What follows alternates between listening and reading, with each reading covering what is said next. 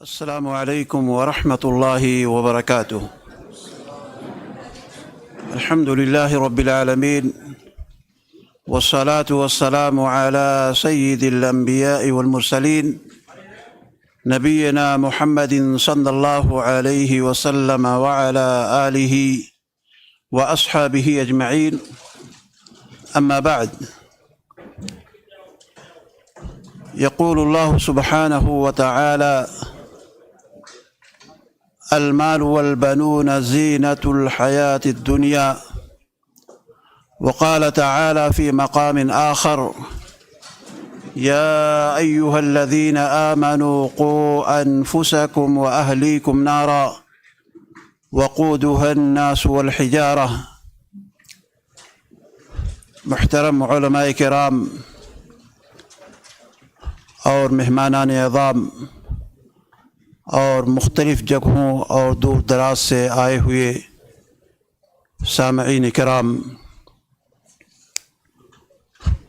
ہر طرح کی تعریف و توصیف اور حمد و ثناء اس وحدہ لا شریک لہ کے لیے لائق و سزاوار ہے، جس نے ہمیں اور آپ کو اس کائنات کے اندر پیدا کیا، ہر طرح کی نعمتوں سے مالا مال فرمایا، اس کے بعد بے شمار اور لاکھوں درود و سلام نازل ہو احمد مصطفیٰ محمد عربی صلی اللہ علیہ وسلم کی ذات گرامی پر، جنہیں اللہ تعالیٰ نے اس پاک کائنات کے لیے اور پوری امت کے لیے رہبر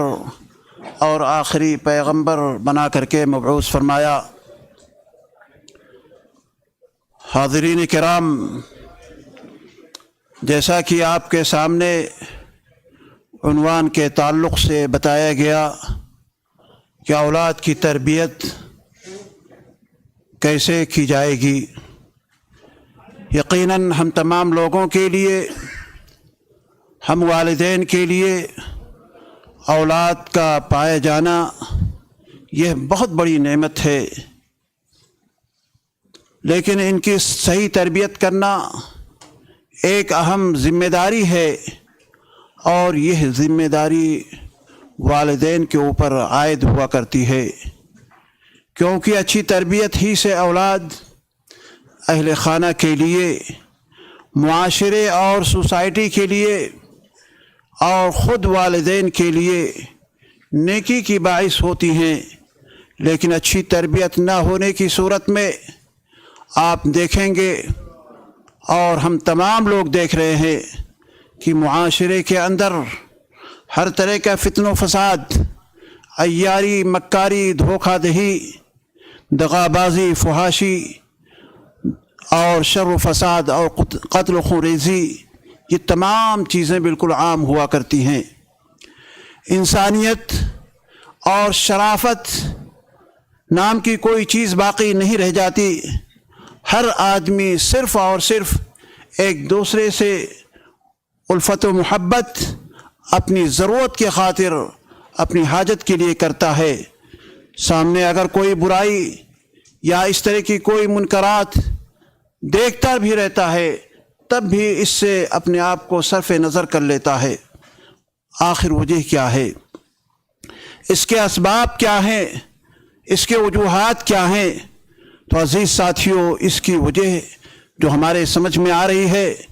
اور ممکن ہے کہ آپ کے سمجھ میں بھی یہ چیز پیدا ہو جائے، کہ اس کی سب سے بڑی وجہ یہ ہے کہ ہم اور آپ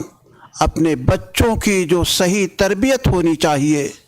وہ صحیح تربیت ہم لوگ نہیں کر پا رہے ہیں۔ اور یہ تربیت کا نہ ہونا، یا تو ہمارے اندر علم نہیں ہے، یا ہم علم سے دور ہیں، یا دونوں چیزیں ہمارے اندر نہیں پائی جاتی ہیں۔ ایسا بھی ہو سکتا ہے کہ ہمارے پاس مختلف قسم کی ڈگریاں ہوں، عالم کی ڈگری ہو، فاضل کی ڈگری ہو، مولوی کی ڈگری ہو، یا اس کے علاوہ ڈاکٹریٹ کی ڈگری ہو، اور دوسرے علوم اور فنون کی ڈگری ہو، لیکن مدرسے سے، کالج سے ڈگری دینے کے باوجود ہمیں جو تعلیم دی گئی، ہمیں جو تربیت دی گئی ہے، وہ تربیت ہمارے بچوں کے لائق نہیں ہے، یا ہمیں وہ تربیت سرے سے دی ہی نہیں گئی ہے، تربیت کے تعلق سے ہمیں کوئی چیز نہیں بتائی گئی ہے۔ اس لیے ہمیں چاہیے کہ ہم تربیت کے اوپر غور و فکر کریں۔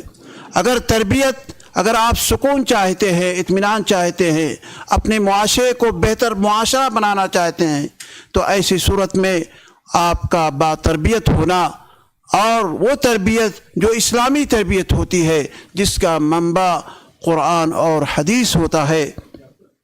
صحابہ کرام اور سلف صالحین ہوتے ہیں۔ اگر ہم نے اپنی اولاد کو قرآن کریم کی تعلیم دی ہے، سنت رسول سے انہیں معمور کیا ہے، صحابہ کرام اور سلف صالحین کے واقعات سے ان کے دل و دماغ کو جلا بخشا ہے، ایمانیات، اخلاقیات اور عبادات سے انہیں روشناس کرایا ہے، اللہ و رسول سے محبت کرنے کا ہنر ان کے اندر پیدا کیا ہے، تو یہ اولاد معاشرے کے لیے، ماحول کے لیے، خاندان کے لیے، پورے کنبے اور قبیلے کے لیے بہتر ثابت ہوں گے، اور ایک رول ماڈل وہ پیش کریں گے۔ ہر طرح کا کرپشن، ہر طرح کی برائی، ہر طرح کی جو بھی چیزیں ہمارے اندر پائی جاتی ہیں یا ہمارے معاشرے کے اندر پائی جاتی ہیں، وہ ختم ہو جاتی ہیں۔ لیکن دوستو، سوال یہاں پر یہ پیدا ہوتا ہے کہ ہم اپنے بچوں کی کس نہج سے، کس طریقے سے، کس اسلوب میں ہم ان کی تربیت کریں۔ ہمارے لیے وہ کون سے ضابطے ہیں، وہ کون سے قواعد ہیں، وہ کون سے اصول ہیں، جن اصول کو سامنے رکھتے ہوئے ہم اپنے بچوں کی تربیت کر سکتے ہیں۔ تو آئیے کچھ اصول ہم آپ کے سامنے ذکر کرنے کی کوشش کرتے ہیں، اور یہ اصول بہت ہی آسان ہیں اور بہت ہی مختصر ہیں، چونکہ وقت بھی کم ہے۔ لیکن سب سے پہلا اصول یا ضابطہ یہ ہے کہ ماں کا انتخاب کیسا ہونا چاہیے، چونکہ ماں صرف ایک فرد کی تربیت نہیں ہوتی ہے، ماں کے ذریعے سے ایک پورے خاندان کی تربیت ماں کے ذریعے سے ہوتی ہے۔ ماں کے انتخاب کے لیے ہمیں چاہیے کہ جس ماں کو ہم انتخاب کریں یا اس کو چنیں، اس کے لیے نیک سیرت ہونا، اس کے لیے صالح ہونا، اس کے لیے بہتر ہونا بہت ہی زیادہ ضروری ہے، چونکہ پیارے حبیب جناب محمد رسول اللہ صلی اللہ علیہ وسلم کا فرمان ہے۔ حدیث مبارک کے اندر اللہ کے نبی صلی اللہ علیہ وسلم نے بیان کیا ہے کہ شادی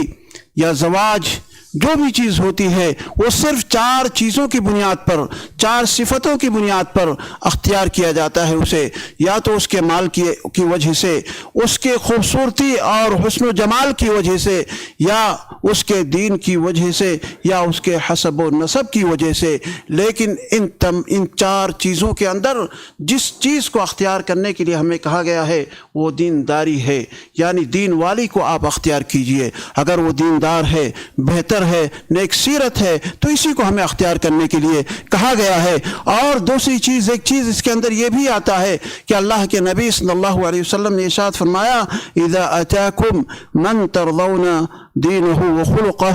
فانکحوہ، بالکل واضح کر دیا، 3 بار آپ نے ارشاد فرمایا، حتیٰ کہ صحابہ کرام نے کہا کہ اگر ان کے اندر کسی طرح کی کوئی نقص پایا جاتا ہے، کوئی کمی اس شخص کے اندر پائی جاتی ہے، تو کیا ایسی صورت میں ہم اس سے شادی کر سکتے ہیں؟ آپ نے ارشاد فرمایا کہ جی ہاں، اگر آپ ان کے دین کے تعلق سے، اخلاق کے تعلق سے اگر آپ مطمئن ہیں تو آپ کو اس میں شک کرنے کی کوئی گنجائش نہیں ہے، آپ فوری طور پر آپ اس کی شادی اس کے ساتھ کر دیجئے۔ اور شادی کے لیے ایک چیز یہ بھی ہے کہ نیک خاتون جو ہو وہ نیک ہو اور صالح ہو۔ صالح صفت کے تعلق سے آتا ہے کہ وہ نماز پڑھنے والی ہو، نماز پر مداومت کرنے والی ہو، ماہ رمضان کے روزے رکھنے والی ہو، اپنی شرمگاہ کی حفاظت کرنے والی ہو، شوہر کی فرما برداری کرنے والی ہو، اور اس کے مال کی حفاظت کرنے والی ہو۔ لیکن دوستو، اس شادی کے اندر ہمیں جلد بازی سے کام نہیں لینا چاہیے، کیونکہ بہت ساری جگہوں میں دیکھا یہی جاتا ہے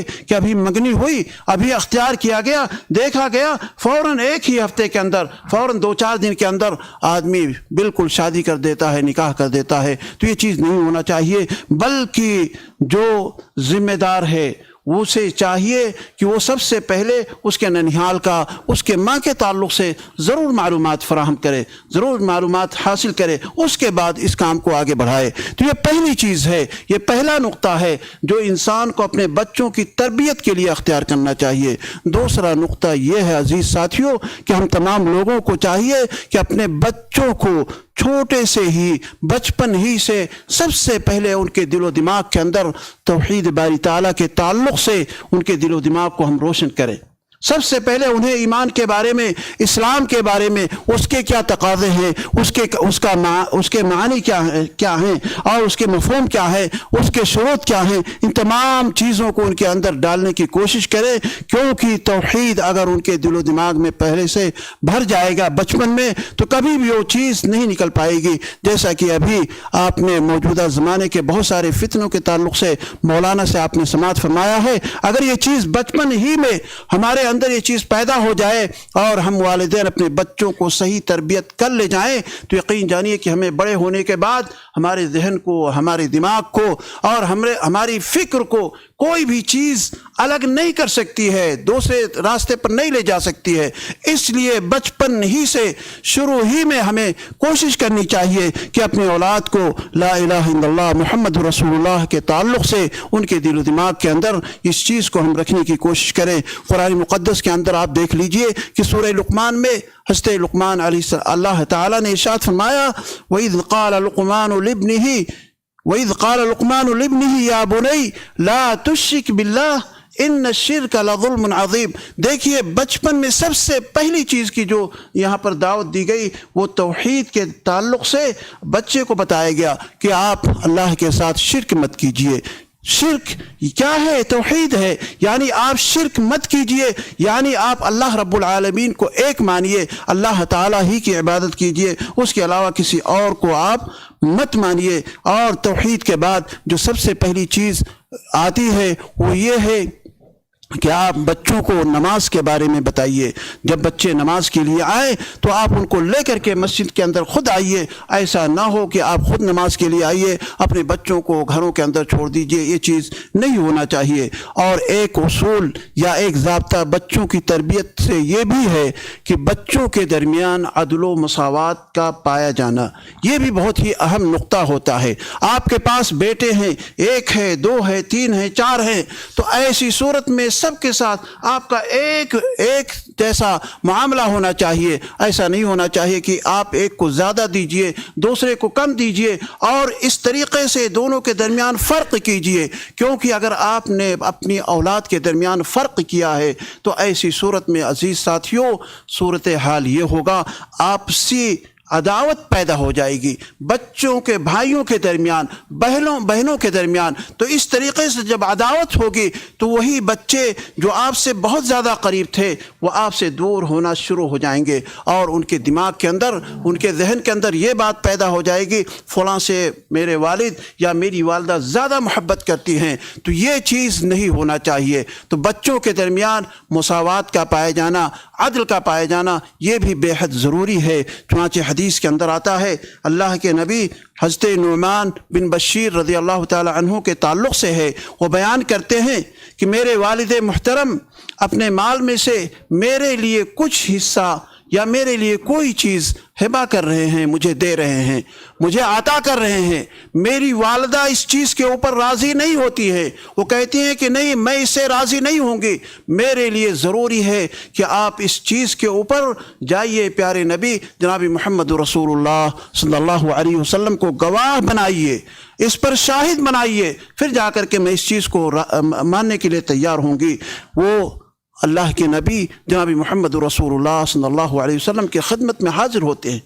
یہ واقعہ پیش کرتے ہیں کہ میں نے فلاں چیز اپنے ایک بیٹے کو دی ہے، آپ اس پر گواہ ہو جائیے۔ اللہ کے نبی جناب محمد رسول اللہ صلی اللہ علیہ وسلم نے ارشاد فرمایا، آپ نے پوچھا کہ یہ بتاؤ کیا یہ چیز آپ کے پاس جو دوسرے اولاد ہیں ان کو بھی آپ نے اسی طریقے سے، اسی ڈھنگ سے آپ نے عطا کیا ہے یا نہیں عطا کیا ہے؟ انہوں نے کہا کہ اللہ کے نبی ہم نے دوسرے اور بچوں کو نہیں دیا ہے۔ تو آپ نے کیا جواب دیا؟ اتقوا اللہ، اتقوا اللہ वअदिलू बैन औलादिकुम, यानी आप अल्लाह का खौफ अपने दिल के अंदर पैदा करो और अपनी औलाद के दरमियान क्या करो, इंसाफ करो। यानी इस तमाम लोगों के दरमियान जो चीज़ें आप दे रहे हो एक को, उसी तरीके से दूसरे बच्चों को भी आप दीजिए, वरना मैं इस चीज़ के ऊपर कभी भी मैं गवाह नहीं बन सकता। एक दूसरी रिवायत के अंदर आता है, क्या तुम इस बात से खुश होगे कि तुम्हारी सारी औलाद तुमसे अच्छा सलूक करे? तो फरमाया कि हाँ। तो आप अलैहिस्सलाम ने इरशाद फरमाया, ऐसा मत करो, यानी एक को दो, दूसरे को महरूम कर दो। तो मालूम ये हुआ कि औलाद के दरमियान अदल व मसावत का बर्ताव न करना, ये चीज़ क्या है, इस्लाम में हराम है, इस्लाम में हराम है। इनके अलावा बच्चों के मामलात में एक दूसरे के दरमियान इम्तियाज़ करने से उनके दरमियान अदावत, कीना, बुग़्ज़, हसद और ये सारी की सारी चीज़ें पैदा हो जाती हैं, और इस तरीक़े से जो सिला रहमी का एक सिलसिला बाकी रहता है, वो सिलसिला बिल्कुल ख़त्म होने को हो जाता है। आप असलाफ़ पर नज़र डाल लीजिए कि हमारे असलाफ़ का मामला बच्चों के तय क्या हुआ करता था। यकीन जानिए बाज़ असलाफ़ के बारे में आता है बाद असलाफ़ के बारे में आता है कि उनको अगर बोसा देना होता है, अपने बच्चों को बोसा देना होता है, बोसा लेना होता है, तो औलाद के दरमियान बोसा लेने और देने के अंदर भी बराबरी करते थे, मुसावात करते थे। कहीं ऐसा ना हो कि इनको हमने एक मरतबा लिया, इनको 2 मरतबा ले, तो ये भी चीज़ गलत हो जाती है। जब आप देखेंगे कि यानी बोसा लेने के अंदर भी इतना इत्तेफाक है और इस तरह की चीज़ पाई जाती है, तो किसी चीज़ को लेने और देने में किस तरह की चीज़ें होती हैं। आज मुआशरे पर इस चीज़ को ले करके यहाँ पर इतने सारे लोग मौजूद हैं, गौर कर लें कितने इख्तिलाफ़ात पाए जाते हैं। बच्चों के दरमियान, वालिदैन के दरमियान, ख़ानदान के दरमियान कितने इख्तिलाफ़ पाए जाते हैं। उसकी वजह यही है कि आप अपने औलाद के दरमियान मुसावात का मामला नहीं करते हैं।